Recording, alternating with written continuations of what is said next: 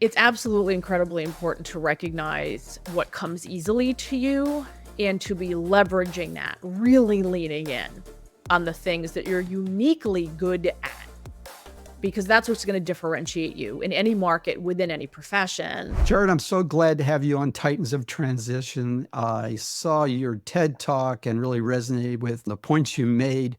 I really am interested in the whole process of people becoming fulfilled in their choice of their career direction and that whole journey people get on. In your TED Talk, you talked about how messy that process can be. And you also brought in the whole idea of identity and how we form those identities and how they're not static. I just thought, wow, this is a great talk, really added a lot to my understanding. So I wanted to have you on so we could unpack that.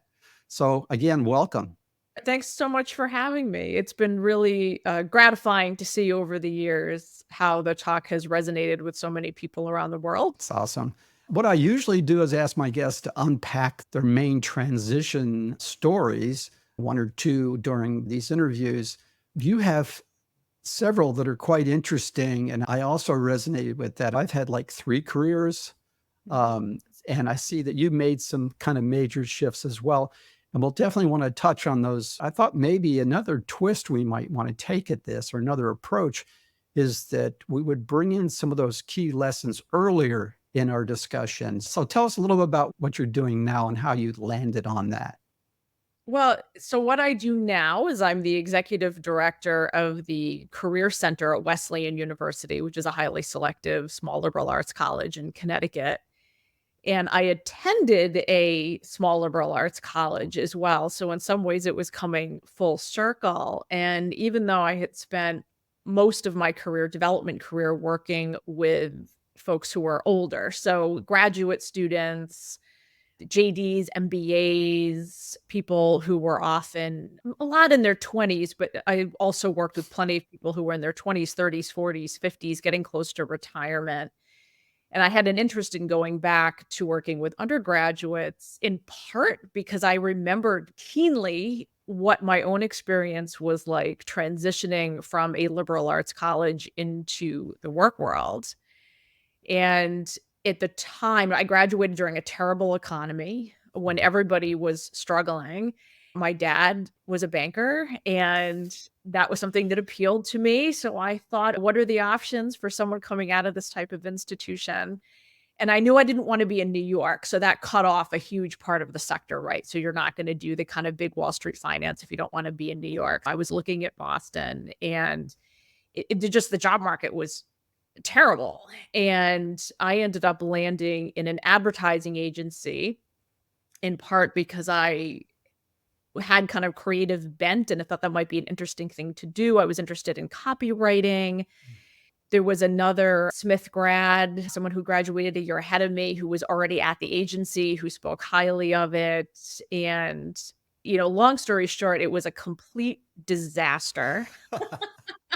I mean, I lasted 8 months in the position, but there was a lot of lessons learned from that. And, one of them was sort of thinking about how much experimentation do you sometimes need to do after you graduate from college? So to answer your question, how did I get involved in this kind of work? It was because by the time I was in my late 20s, I had already had several careers and got interested in working with people on those career transitions. Mhm. And that eventually ended up coming full circle to what I'm doing now. So it's kind of like a matter of, or a process of trying things on. I mean, you do the best you can to sort of discern the path that's best for you, that either the role or the nature of what you will be doing. But until you really try it on, you don't really know. And I think there's a process or something people go through where they try to hang on to things that aren't particularly a good fit for Mhm. quite a while. And then there's this sort of friction, or I call it this dissonance that goes on. And, Right. they feel almost like they should be, there's something wrong with them or something wrong with you if you're in the middle of this, because you think, well, this is what I'm supposed to be doing. Why am I not, enjoying it? Why do I feel exhausted? Why am I unfulfilled? Right. Kind of what I got from your talk, and this is kind of a natural process. Right, and you have to keep in mind that, like, how society is set up, and I don't even just mean American society, how we as humans, have set up our society in terms of training young people to enter the work world is often at odds Mhm. with how we're actually experiencing that process, and healthy for us to do in terms of figuring out what is a good fit. For most of human history, people did what their parents Yeah. did. If your father was a farmer and you were male, you went into farming, and women kept up whatever that home looked like, Mhm. right? Mhm. That kind of thing is still true in many parts of the world. And when you start looking at, okay, now we're moving to an industrial society, people might not be doing exactly what their parents did. You were still going to be highly influenced by what they were doing, if not literally by their profession and following in someone's footsteps, but by all of the societal roles that you've now been plugged into by virtue of your social class, your gender, where you live. There's all of these factors, right, that play into that. And the way even now, like, fast forward to now when people talk about, how do we get young people prepared for the work world? It's getting them to, okay, well, they need to set goals. They need to set goals early so that they're on the right educational path, so they're taking the right classes, they're getting the right training so that they can enter something that is going to be fulfilling for them and what society actually needs. And there's 2 big problems with it that are often not quite captured, right? One is that what society needs is a constantly moving target. Mhm. I often tell, like, incoming first-year students, like, I don't know what the jobs are going to be when you graduate. Nobody does. I've been doing this for decades, right? So that constantly needing to adapt and be prepared to be constantly changing whatever it is you're doing. So that's a huge piece of it that is constantly a problem. The other problem that is, in a certain way, if we do it right, fixed by the first one, is that people don't know what they want to do until they start doing it. So, if you're Mhm. asking people to think about when they're in middle school, my daughter just finished middle school. People are already asking her, what are you going to do? What are you going to focus on in high school? Because you got to get ready for college. Uh, She's like, how should I know? I'm 13 years old. And there are some countries, and I think this is why my talk has resonated around the world. I hear frequently from people in countries where they're being forced by their educational systems to be making decisions fairly early on what educational tracks they're going to take mm. in ways that may feel like they make sense for that local society, that local culture, the local government in terms of making sure that positions are filled. But if you're asking someone at an early age to make decisions that are effectively going to dictate what they're doing 10, 20 years later, that can cause a lot of dissatisfaction once somebody's in their 20s and is actually starting to work in these positions, especially if they're feeling trapped. Like, I've been educated in this one thing and I don't have an easy way of re educating myself in something else. So I think that if you have the privilege of a free society, Mhm. right? And specifically, am I getting what I need to be getting out of what I'm doing now? And if I'm not, what do I need to be learning to shift to something else? I And think how should we I be constantly thinking about that? I think, as well-intentioned parents want to try to identify the path or help your child identify their path because it's so highly competitive. That decision point seems to be moved further and further in. So now there's a whole phase of optimizing the preparation process before you even get out of high school to make sure that you've had obviously all the right coursework, but also all the other factors there would be considered if you want to get into a specific college to keep you on track for a specific Yeah. career, that sort of thing. So not enough time for experimentation. The experimentation process tends to happen after the commit process quite a bit. That's true in some respects. I think that one thing that's important to keep in mind is there's only a relatively small slice of American universities that are really so selective that you need to be really, at the top of everything you're trying to do when you're in high school to get in. And Wesleyan, the school I work for, is one of those institutions, right? It is, we Hmm. admit fewer than 20% of students in a typical year. And the students who we do admit are very, very high achieving, right? But it's not that we're expecting them to sign on the dotted line that they're all going to go into this profession or that profession. Yeah. Highly selective in particular institutions, that is frequently the case. We want to know that students have very strong academic interests. But unless they're really specific on something like a specific type of engineering, I mean, there's some outlier examples where that Hmm. would be more true. But in general, what we're really looking for is an academic prowess and interest rather than a narrow Hmm. career Okay. interest.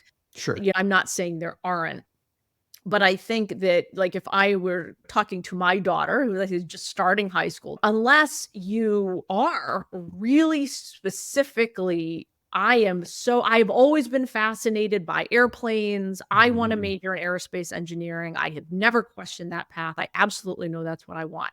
Well, then, yeah, guiding yourself through a high school path that's going to get you to that college path, get you to that career path, that makes sense. I find that that kind of certainty, even in one's 20s, Mhm. is very rare. It is. I mean, the talking the talk is not rare. You talk to a lot of high school students, a lot of college students who are able to say all the right things Mhm. because they've been kind of trained and taught and acculturated that that's what they're Mhm. supposed to do. Someone asks you, "What do you want to do when you grow up?" You give a really fancy answer. "I Yeah. want to be a surgeon." And then you get really positive feedback from adults that you wanna be a surgeon. So you continue to say you wanna be a surgeon, and then suddenly you're a junior in college, and you're going through the motions. You have no idea if you wanna be a surgeon, right? Yeah. So, when we're working with students, our health professions advisor, if there's a student who wants to be a surgeon, okay, well, have you gotten EMT training? Go be an EMT for a while. Do Yeah. you really like blood and guts? Like, Yeah, you don't exactly. know until you know, right? Right, right. And you don't have a sort of full knowledge set of what Right. that really is. The idea of it's a little separated from the reality of it. So we've been talking quite a bit right now about sort of the external factors, if you will, or influences maybe might be a better Mhm. word. And talked about historically going way back, you did what your father did or your family did, you know, Right. even names like my name is Miller, although it actually was Mueller and changed, it was German. But, you know, there are people who expect you to be involved with milling grain or something, Right. which are, it's Right. interesting. Yeah. Um, Well, why Smith is the most popular last name. yeah, Blacksmith, like a yeah. smith, you were doing something, right? Yes, Yeah. exactly. But there's also, I think, other things that come into play. You mentioned lawyer or surgeon or Sure. doctor, uh, picking things that have that moniker of success, Right. financial independence that everyone would want to have. So it's almost like you have all these different things you're trying to optimize for, and sometimes those things get weighted differently depending upon your upbringing or your influences. Well, there's upbringing and influences, and there's also visibility. Oh, tell me One more of about that. Yeah. one of the reasons why, medicine and law are perennially popular are because people know or they think they know what a lawyer does because 'cause they've Mhm. watched lawyers on TV, even if they don't have one in the family or something, right? Mhm. They feel like they know what a lawyer does.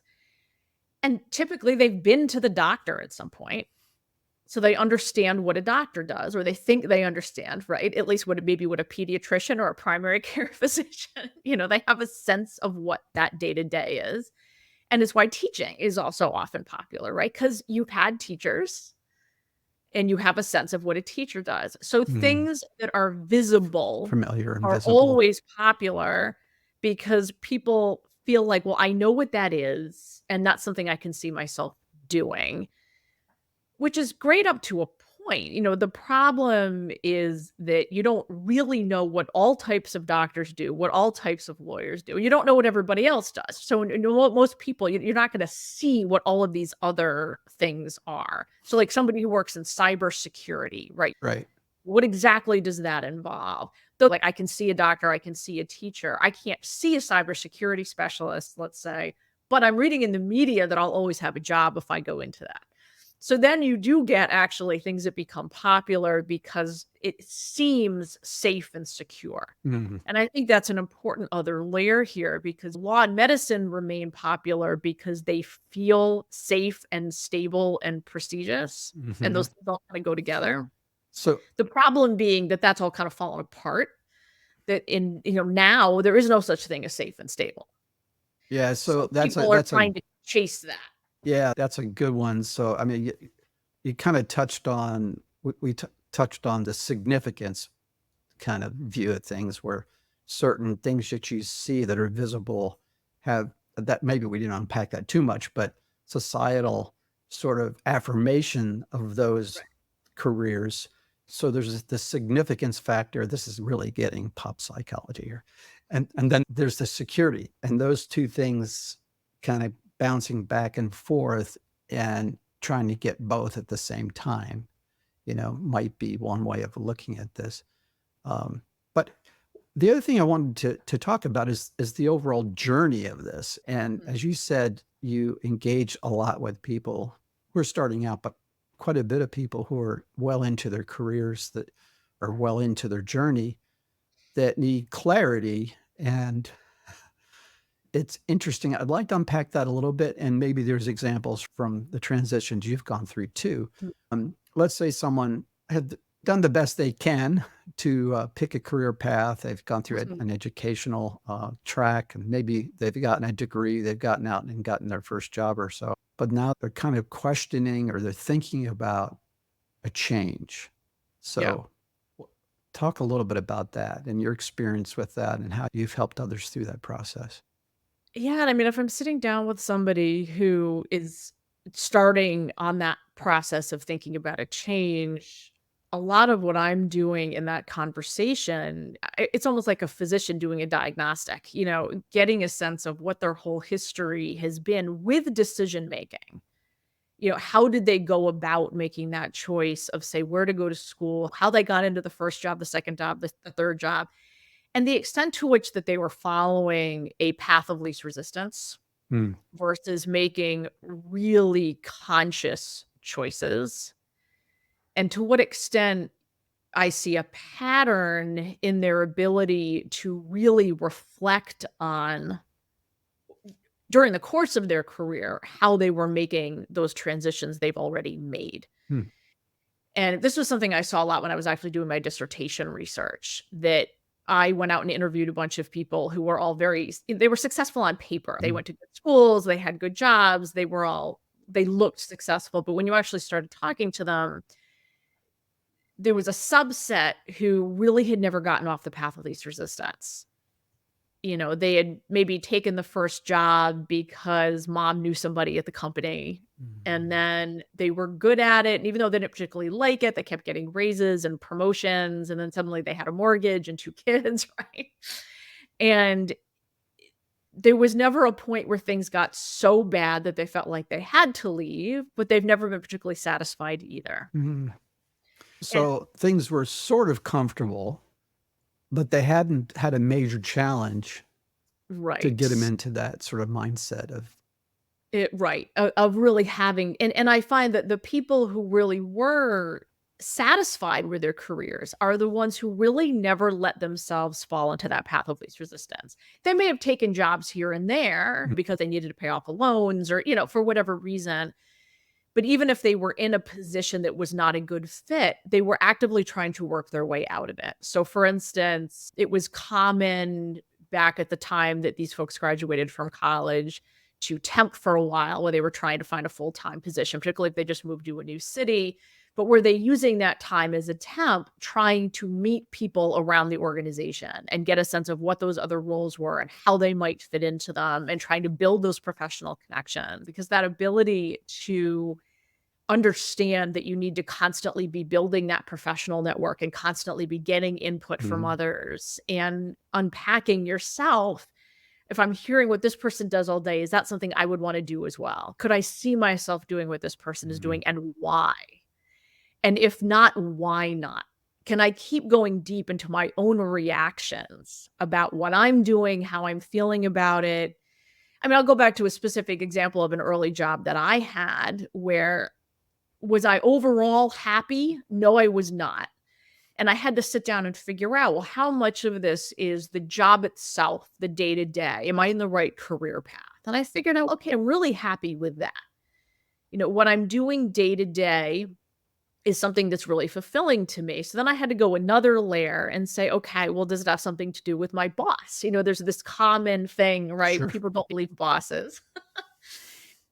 And I realized sort of, but what was really happening was that my boss was under a lot of pressure from higher up to do things Mhm. that didn't make sense. And that was pushing downward pressure on the rest of us to be doing things that didn't make sense. And I ended up writing a whole paper about this in graduate school, about this whole dynamic and how it was playing out and everything else for an organizational behavior class. But I think, one of the things I'm doing when I'm meeting with someone who feels stuck is trying to parse, are you in the wrong career or are you in the wrong organization? Are you in the wrong functional area? Are you simply working for the wrong person? Mhm. Are you getting bad direction? So there's a lot of different ways that people can be unhappy. Sure. And what can happen is if you get really unhappy, you kind of go on a downward spiral where it becomes really hard to parse all of these things. And what I've seen often in advising is that people will look to something that is the polar opposite of what they're doing in the moment. So I'll go back to a personal example. I mentioned that I worked for an ad agency right after college and it was a disaster, right? Mhm. So I was so unhappy and so inexperienced. I was 21. So I started looking at things, okay, if I hate every single thing about my life, what is the opposite of this? So I started interviewing for a campsite in Maine where I was going to be living alone in a trailer for most of the year and then running a family camp in the summer. You like to test the boundary Oh, conditions, it was right? like, yeah. And I mean, I had been a camp counselor in college. So I thought, I'm going to double down on the exact opposite of what I'm doing. And I Wow. remember my father sitting me down, like, we need to talk about this. Like, really? What are You're you going to live in a thinking? trailer 20 minutes from the nearest post office by yourself in the middle of winter? Like, it sounds like a Stephen King novel. I did not end up doing that. I just switched jobs in Boston. But I'm glad I had that experience only because I've identified it so many times over the years working with, in particular, like early to mid career Mhm. clients who come to me and say, I'm doing this thing now and this is what I want to be doing. And Mhm. if I see that what I want to be doing is in every way the opposite of what they're doing now, like we're going to really unpack what's going on. Well, it reminds me of a coaching framework question Mm, that I ask often, and that is, do you feel like you're moving away from something in this mm. change you're thinking about, or do you feel like you're moving towards something? It's a way of, it doesn't get to all the specificity you're referring to, but it does get to sort of the motivational aspect. Well, and not only that, but it's not uncommon in job interviews for interviewers to get really at that exact question. When I'm coaching Mhm. people sometimes if they're really desperate to get out of what they're doing, they'll start pushing back on some of the more counseling aspects of these conversations or just tell me how to apply, just tell me how to get through the interview. One of the things I always have to point out is if you don't have all this stuff sorted out in advance, you're Yeah. never going to make it through a high level behavioral interview with employers because what they really started looking at is not only are you a good fit for us, but are we a good fit for you because retention is an issue for everybody. Mhm. There's a war for talent. We want to be able to get the best workers, retain the best workers. And part of that is knowing that this is a well thought out decision on your Mhm. part. Yeah. And if you're applying to us because you're reacting against something that's happening in your current job, that's going to be a problem. So being able to really articulate, not just to me, the career advisor, but to an interviewer, this isn't about why I want to leave my current employer. It's about why I want to be with you. Yes. This is a really well thought out decision on my part to move into this new area. That's what's going to land the job. Sometimes people just go with the flow in picking their direction. Yeah. So there's just kind of tying into that is agency Mhm. and intention. intentionality, and awareness. Yeah. And they kind of go together. And I was reminded of those words as you were going through that thinking process, because it's very common for people to go with the flow. It's very Right. difficult in coaching situations, which I do a fair amount of. When you ask person what they want, they have never even thought about it, Right. you know? And it seems, and at first blush, you think, well, they just need help going through a process. Well, that may help, but there's layers and layers below Yeah. that Yeah. about a lot of different things. But we've built a society around that. I mean, to be Yeah, what are you gonna major in? What are you gonna do after graduation? What do you do for a living? These are things that are kind of baked into the ether, and I think, we need to own that too and recognize that it actually takes some work to push past that and to really be thinking about, well, my college major does not really need to dictate what I'm doing at 40. right. That most people are gonna be switching careers, they're gonna be switching jobs, and the constant it's really more of a set of habits of mind, so that regardless of what is happening in the moment, you're constantly able to reflect back on, "Is what I'm doing now working for me? Mhm. And if not, why not?" And that doesn't necessarily mean you're gonna cut the cord immediately and move on to something else, but you're gonna have really strategic reasons for staying where you are. So I'm not really happy in my job, Mhm. but I understand that the money I'm making now, I need to be here for at least another year before I pay off this student loan. Right, But I know that that's the case, and I have a timeline for it, and I have an exit strategy, right? right, right. And if I'm not clear on what the next step is, I'm going to take some time to figure out, okay, what's not working for me and how can I course correct? So maybe I love my organization, but this particular role isn't working for me. So I'm going to take the time to go out and understand and learn, meet other people around my organization, understand what they do, understand what the career paths might be. And if I don't see a way forward, I'm going to figure out, where can I get what I like about this someplace else. Yeah. I'm not gonna keep following the path of least resistance. But it does take a certain amount of mental energy to go through that. It does need to It take a absolutely willingness does. for Yeah. self-reflection, and that can be hard. It can be especially hard when someone is in the middle of a deficit of that Sure. mental energy because of the situation. Absolutely. Thing I wanted to chat with you about was I believe that we focus so much on jobs types or career Mhm. paths by name, lawyer, doctor, whatever. Right. And then once we get out into the workforce, we focus so much on job titles Mhm. that it seems like we don't talk a lot about attributes that are part of those paths or those titles. And Mhm. I have a belief that there's certain innate, well, strengths that an individual has been given, gifts, strengths, whatever you want to call it. And fulfillment, part of the being fulfilled in your career and your life is really identifying that, or that constellation of things, Yeah. and trying to spend most of your energy and time in alignment with that. And Absolutely. and those constellation of gifts, if you will, could be valuable to a whole list of different careers or jobs. Absolutely. Sometimes the other thing that happens, you talked about kind of what we have done to ourselves a little bit from a society standpoint, making this difficult for people. But the other thing happens is there's certain expectations when you're in a job that certain things have to be done in a certain way. I Mhm. used to trick myself. A little story. I hated budgeting. I was a CIO, Chief Information Officer, and budgeting was a big part of that job, but Sure. I hated it. I'm more of an improviser, quick start. I'm terrible at doing prolonged detail work.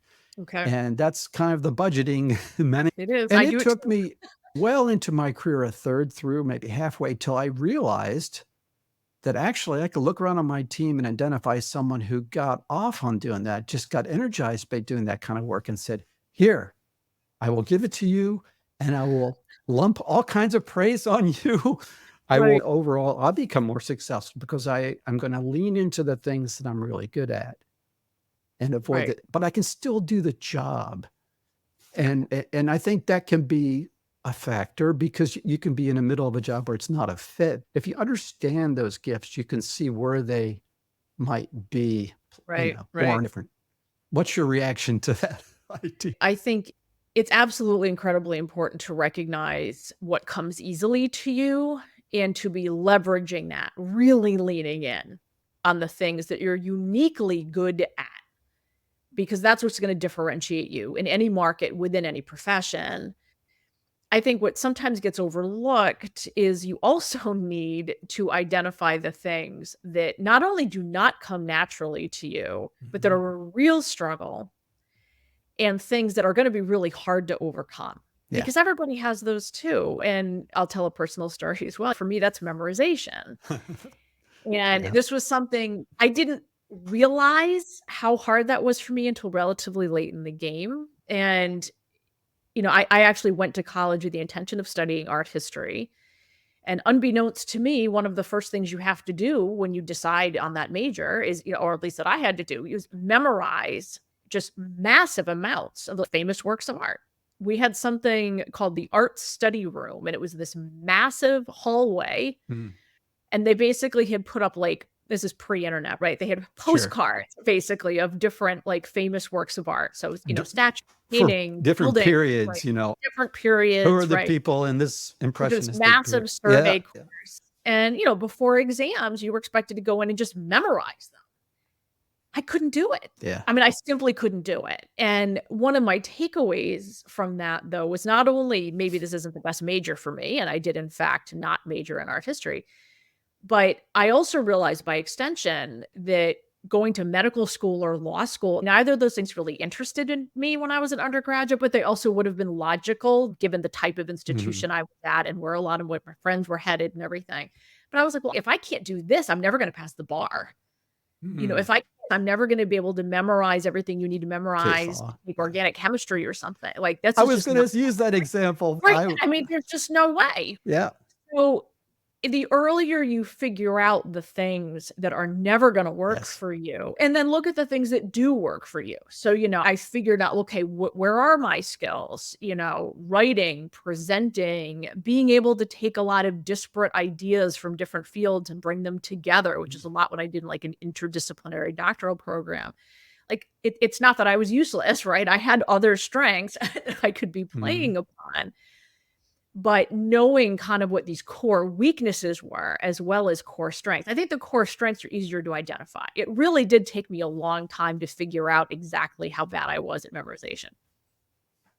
I just have to go back to that one because, and you said organic chemistry. My first career was analytic chemist My for, husband's a computational chemist by training. oh, okay.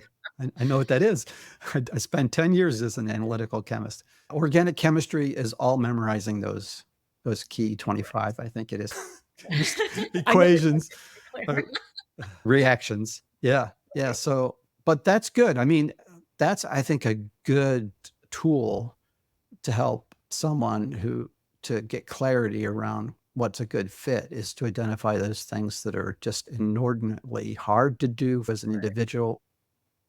You can develop skills and do things that are difficult. We don't want to take away that people shouldn't be willing to put out effort and work to become more skilled. But what we're talking Absolutely. about doesn't fall into that category. Yeah, no, and Yeah. that's exactly right. Because I think the other thing and this is why it's hard, right? These are I'm not saying that these are easy things you're just gonna be able to sit down and do a quick list and be done. Like, it really takes some paying attention to how you have experienced different classes, different job experiences to be able to unpack this. So, another personal example, I didn't have great experiences with math and science when I was in high school. I chose a college in part because it wasn't gonna make me take those classes. Mhm.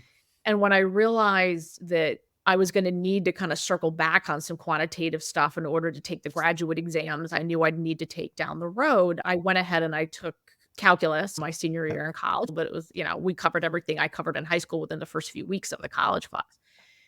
one of the reasons I put off taking it was it was known as being a really, really difficult course. They had gotten a big grant to work with another university to teach it in a very specific way that involved computer programming. People who took it were exhausted and crying and said it was horrible. Well, I was like, all right, I'm going to suck it up and take it. And it was one of the easiest classes that I took. It's math for me Huh. because it happened to come easily for me. Mm-hmm. And because I always had it in my head that I didn't have great experiences in high school and it was something I didn't like, I didn't choose Mm-hmm. to engage with it until it was too late to do anything with it but take that take the one Mm-hmm. course. Mm-hmm. It was a real learning experience. That's something I clearly should have taken freshman year because I could have avoided taking some classes that involved a lot of memorization that I didn't do as well in. Yeah. Whereas if you just want me to sit down and calculate stuff or type up some code to help calculate some stuff, I can do that. So, Yeah. but it kind of goes to you don't know really what come naturally to you until you really delve into some of these subjects. And this is why I get frustrated when people talk about, okay, well, when you start college, the stakes are really high, tuition is really high, you need to set clear goals and stick with them. I understand why that messaging is there, given how we fund higher education Mm-hmm. in this country and how deeply problematic it can be. The flip side is until you really get your hands dirty with different types of classes that really push you in new ways and get you really thinking about, well, how do you know what your interests are and how do you know what you're good at Mm-hmm. until you do start doing things at a higher level and get exposed to things at a higher level. Right. And the same is then true for when you start in the work world, how you think about making these transitions down the road. It's not about making a dramatic shift from art history to banking, right? It's about what are some of those subtler changes, those transition changes that you can kind of kick the tires on. Well, what is it about this that isn't working for me? And what about that new thing that could be? There's a lot there. And you reminded me of this kind of the journey aspect of this whole topic and how it isn't like one linear path from start to finish. And well, let me just say that I think there's at least 3 phases in my experience people go through, and they go through it multiple different times and many times. And rather than a line, maybe it's a circle. And you start out with some kind of a clarification phase or a discovery phase of this is what I think I want to do, whether it's at the very beginning, you're in high school or whatever. Yeah. You take your best shot at it from all different sources, and then you go into an execution process where you've launched out. You're Right. investing time, energy, dollars, and you're going down that path.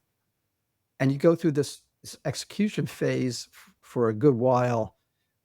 Then you're starting to look and say, okay, I'm getting sort of into an intermediate skill level of what I'm doing. And then you start moving into what I call the mastery phase, where you're Mhm. starting to really get advanced. Right. And at sort of somewhere in that advanced period, you're starting to say to yourself, what's next? And so you go around the loop back into, I want to clarify what I want to do next, or maybe, this was all great, but I want more.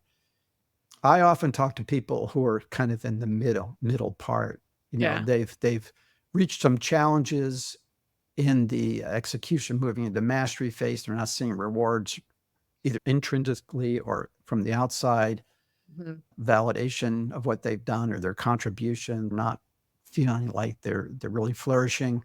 Now they're Right. starting to just go into sort of a discovery phase again. And people Mhm. can go around that period Right. and but you're not a failure. And we laugh, but sometimes people feel like even having a thought of changing a direction is like the worst possible thing. Then Oh, I must have made a mistake, right? yeah. I'm actually teaching a course next year called Success and Failure, and one of the The teacher, takeaways that's great. one of the takeaways that I hope students take is that, you know,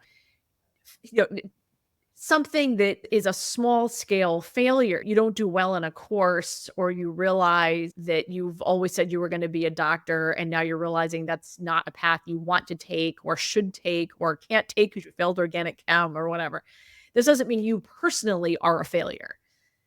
that life is just these ebb and flows of things that are going to go your way and things that are not. And it's your ability to be resilient, and it's your ability to unpack, okay, what happened here Mhm. and what is under my control. It was that agency piece, and what is not. And how can I navigate my way through it? These are life skills, right, that Mhm. everybody has to learn. And I think that if you've been sort of successfully on a path of least resistance, and what I mean by that is there's been no kind of external force that's pushed you off of that, then it may be, you might be doing this at 45 instead of 25. Mhm. And, I like to say you're going to have to do the work sometime. And, big part of the reason I went back to working with undergraduates is to try to let's nip it in the bud now. If you can force students to do it before 22, they're less likely to wake up when they have a mortgage and 2 kids in college with a realization that they're feeling stuck and unhappy.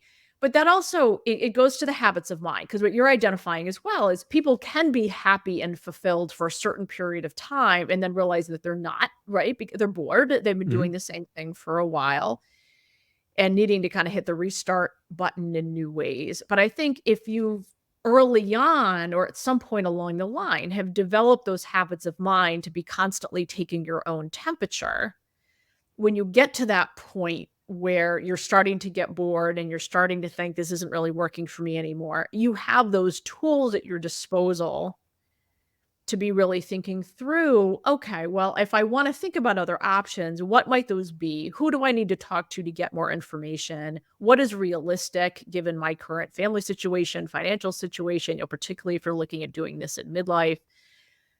And you're able to kind of weather that storm Mhm. more easily. You've poured a stronger foundation, so when the hurricane hits, the Yeah, whole house isn't going away. built on the rock. I grew up on an island, so I use the hurricane analogy. For those who have gone along with that path of least resistance, well, both my parents were doctors, so I became a doctor and it was fine. I didn't have problems with organic chemistry and I got through medical school and I was fine seeing my patients. But now I'm incredibly bored. I'm going through the motions. I think my patients are starting to see that, but Mhm. now I have a successful practice and I hate getting up in the morning, but I don't know what to do. Mhm. That's hard. And as we talked about early on, things change Mhm. in the external world, and what used to be like to be a doctor and what the healthcare the way it is Yeah. these days. I probably have 5 or 6 doctors that I know who have left conventional Oh, medicine yeah, because it is a rat race. absolutely. And you have to shrink the amount of time you spend with your patients, all those things we all know about, Well, and the debt that, if and we're the working debt. with students now that are looking at medical school, the level of debt that you're coming out Crazy. with medical school is really extreme. And I think, this is where I talk to students a lot about when they're focusing on these kind of historically prestigious careers and unpacking where that interest is coming from. And to be clear, with some students, it is actually very well thought out and they know exactly why they want to do it. And they've shadowed people in the specialties that they're interested in both law and medicine or engineering or what have you. Mhm. And it is a well thought out decision. I'm not saying this is universal. I'm not trying to badmouth the professions. Sure. But what I do find interesting is sometimes it's the student whose parents are like, well, both my parents are doctors, so they're telling me not to be a doctor, There or you both my go. parents are lawyers, so they're telling me not to be a lawyer because they've seen what these Yeah. changes are, Yeah. right? Influence that's coming into that decision, it's based on outdated information. I was actually having this conversation relatively recently with a student who was interested, coming in saying, I want to go to law school. So we started talking about that. And what came out was that a parent had felt really strongly that this was a good, solid, stable profession where she could make money and support herself without having to rely on a spouse down the road. And that was a core Mm. value for that parent. And I said, "I understand that. I'm a parent. I completely appreciate that. Let me explain why law is probably not the best way to accomplish it." The average law school debt is 6 figures. The Mhm. average salary for a lawyer is not. If you really start unpacking all of the data, I said, no, if you decide that, you do all of the work in terms of figuring out exactly what this is, what's the path forward, the courses that you're going to want to take to get some exposure, you're going to talk to some attorneys, you're going to work as a paralegal or in some other role right after graduation, and you decide this is what you want to do. Yes, our institution has a really strong history of getting students into top law schools who then make really good salaries. But let's make sure that's really what you want first, because this is a very unstable profession in a way that it was not Mm, when maybe your yeah. parents were coming up. Yeah. And we've picked a couple different careers that are very well known. I often advise people to, if they have a thought that they might want to make a change, that they line up informational interviews, at least as an early Absolutely. start, to have a Yeah. conversation to check their assumptions on what things are like and establish relationships as well and a network. But gets back to that agency and back to that Yeah. taking things really seriously and intentionally and really working at getting that clarity. That's a key piece. Well, so um, I think we've talked about a number of different things, but if you were to kind of summarize, and I know this can be difficult because there's so many different factors, of some key lessons learned, some key concepts that you would want to sort of highlight, what would those items be? Well, just to recognize that this is a skill, learning the habits of mind that you need to have to be able to navigate a turbulent job market, regardless of your chosen profession or industry. That is a skill in of itself. Hmm. So, in other words, just choosing something and trying to follow it along as a career path isn't enough anymore. Like, it's really important to learn how to be thinking about what is my exit strategy? What is my plan B? What might be the next thing I'm going to want to do? Am I taking my temperature on how this is working for me? Am I also taking the temperature on my industry so I can think about, am I likely to get laid off in the next 6 months? Like, these are all habits of mind, both intrinsic and extrinsic, that I think are really important to navigate and manage one's career, regardless of what that profession or industry is. So that is what I hope would be a big takeaway from this, is that this is something else that's important for not only it's for students, yes, but for everybody to learn, and that can be learned. And where do people go to folks like you? I mean, you're not available to the entire country or world, but No. But, people have found the talk helpful, and part of the reason that I do teach a class on Coursera called Career Decisions: From Insight to Impact. It is often offered by Coursera for free. I don't mm, make money off of it. We put it out there under the Wesleyan name.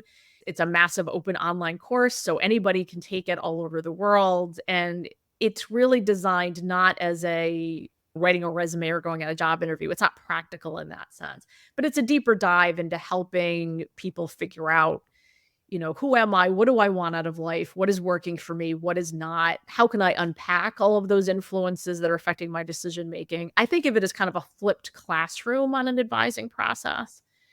So if you go through all of the exercises in the course, you may find that, you know what, I think I got this. I don't necessarily need to sit down with a professional mhm. counselor to work these things out.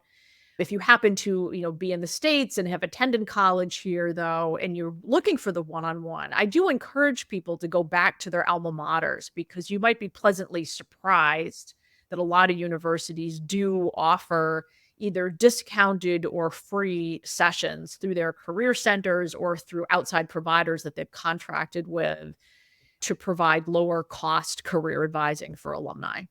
Oh, that's great. Well, I have to say, this has been a real pleasure, and I wanted to thank you for coming on my podcast, YouTube Sure. channel. For those listening or watching, I will put information in the show notes that Sharon referred to for this online course. And I will encourage you to go to her talks on TEDx, and check them out. It was really, really good material, and I think very inspiring in many ways. So thanks again, Sharon, for being on the show. Thank you very much for having me. Okay. Hey, thanks for joining me today on Titans of Transition. I hope you enjoyed the episode. Please check the show notes for additional information.